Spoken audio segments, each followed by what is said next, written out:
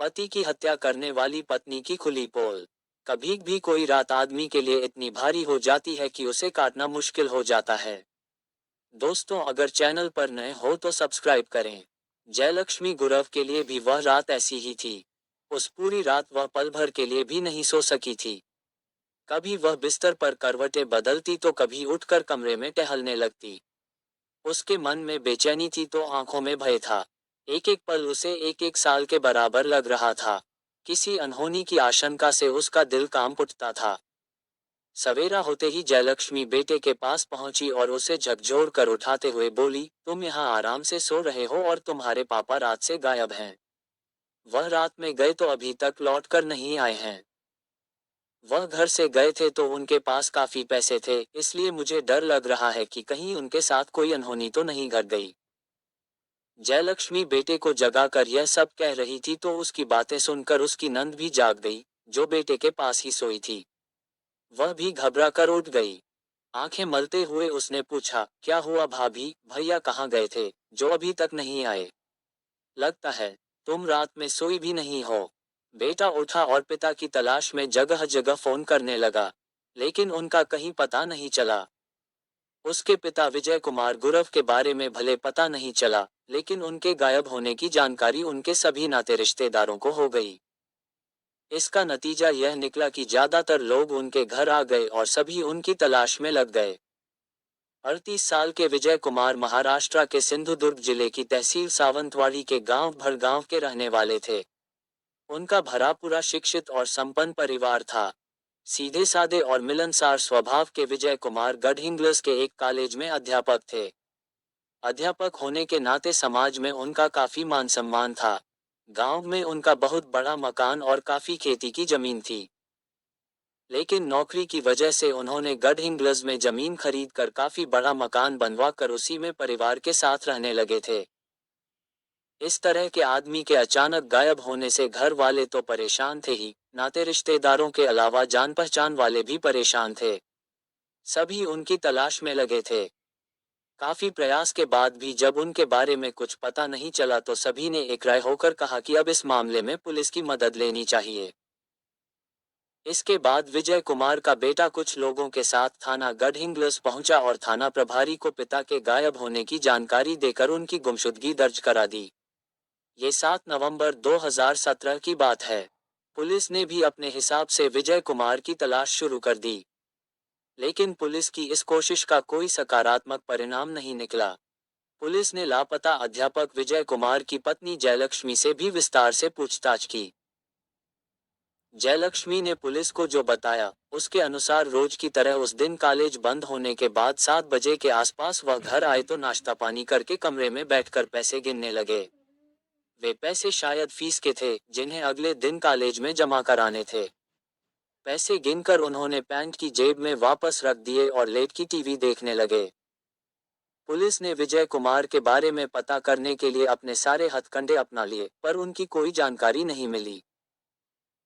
3 दिन बीत जाने के बाद भी थाना पुलिस कुछ नहीं कर पाई तो घर वाले कुछ प्रतिष्ठित लोगों को साथ लेकर एसएसपी दयानंद गवस और एसपी दीक्षित कुमार गेडाम से मिले। इसका नतीजा यह निकला कि थाना पुलिस पर दबाव तो पड़ा ही, इस मामले की जांच में सीआईडी के इंस्पेक्टर सुनील धनावरे को भी लगा दिया गया। सुनील धनावरे जांच की भूमिका बना रहे थे कि 11 नवंबर 2017 को सावंतवाड़ी अंबोली स्थित सावले सात पिकनिक पॉइंट पर एक लाश मिलने की सूचना मिली। सूचना मिलते ही SP Dikshit Kumar Gedam, SSP Dayanand Gawas, inspector Sunil Dhanavare police बल के साथ उस जगह पहुंच गए जहां लाश पड़ी होने की सूचना मिली थी। दरअसल यहां घूमने आए किसी आदमी ने रेलिंग के पास खून के धब्बे देखे तो उसने यह बात एक दुकानदार को बताई। दुकानदार ने यह बात चौकीदार दशरथ कदम को बताई। उसने उस जगह का निरीक्षण किया और मामले की जानकारी थाना पुलिस को दे दी। पुलिस अधिकारियों ने घटनास्थल के निरीक्षण में सैकड़ों फुट गहरी खाई में एक शव को पड़ा देखा। शव बिस्तर में लिपटा था। वहीं से थोड़ी दूरी पर एक लोहे की रॉड पड़ी थी, जिसमें खून लगा था। इससे पुलिस को लगा कि हत्या उसी रॉड से की गई है।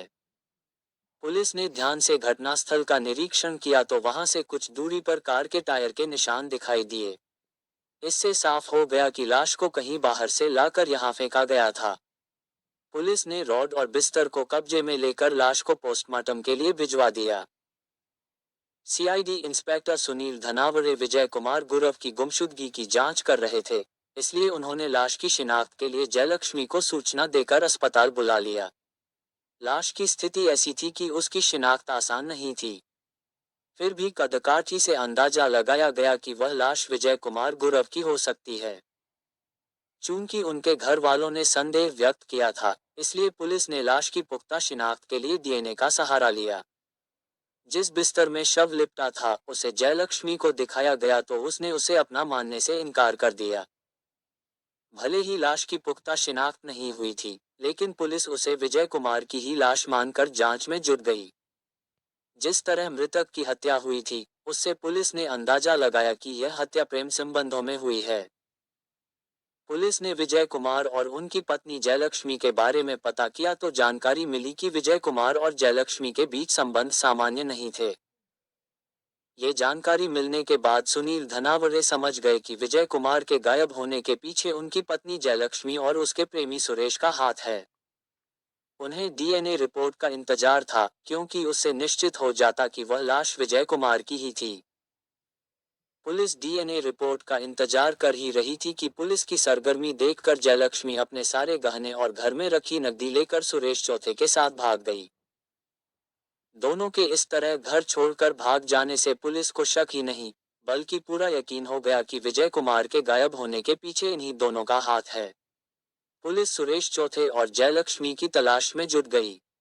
पुलिस उनकी तलाश में जगह जगह छापे तो मार ही रही थी, उनके फोन भी सर्विलांस पर लगा दिए थे। इससे कभी उनके दिल्ली में होने का पता चलता तो कभी कोलकाता में। गुजरात और महाराष्ट्र के शहरों की भी उनकी लोकेशन मिली थी। इस तरह लोकेशन मिलने की वजह से पुलिस कई टीमों में बंटकर उनका पीछा करती रही थी। आखिर पुलिस ने मोबाइल फोन के लोकेशन के आधार पर जयलक्ष्मी और सुरेश को मुंबई के lower Parel local railway station से गिरफ्तार कर लिया।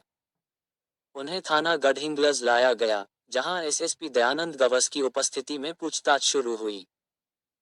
अब तक डीएनए रिपोर्ट भी आ गई थी, जिससे साफ हो गया था कि सावले सात पिकनिक पॉइंट पर खाई में मिली लाश विजय कुमार की ही थी। पुलिस के पास सारे सबूत थे, इसलिए जयलक्ष्मी और सुरेश ने तुरंत अपना अपराध स्वीकार कर लिया। दोनों के बताए अनुसार विजय कुमार की हत्या की कहानी इस प्रकार थी। योजना के अनुसार घटना वाले दिन जयलक्ष्मी ने खाने में नींद की गोलियां मिलाकर पति, नंद और बेटे को खिला दी, जिससे सभी गहरी नींद सो गए। रात 1 बजे के करीब सुरेश ने धीरे से दरवाजा खटखटाया तो जयलक्ष्मी ने दरवाजा खोल दिया। सुरेश लोहे की रॉड लेकर आया था। उसी रॉड से उसने पूरी ताकत से विजय कुमार के सिर पर वार किया। उसी एक वार में उसका सिर फट गया और उसकी मौत हो गई। विजय कुमार की हत्या करके लाश को दोनों ने बिस्तर में लपेट दिया। इसके बाद जयलक्ष्मी ने लाश को अपनी मारुति वैन में रखकर उसे सुरेश से सावंतवाड़ी के अंबोली सावले सात पिकनिक पॉइंट की गहरी खाइयों में फेंक आने को कहा। सुरेश लाश को ठिकाने लगाने चला गया तो जयलक्ष्मी कमरे की सफाई में लग गई। उसके बाद सुरेश लौटा तो जयलक्ष्मी ने वैन की भी ठीक से सफाई कर दी। इसके बाद उसने विजय कुमार की गुमशुदगी की झूठी कहानी गढ़ डाली। लेकिन उसकी झूठी कहानी जल्दी ही सबके सामने आ गई। पूछताछ के बाद पुलिस ने जयलक्ष्मी के कमरे का बारीकी से निरीक्षण किया तो दीवारों पर भी खून के दाग नजर आए। पुलिस ने उनके नमूने उठवा लिए।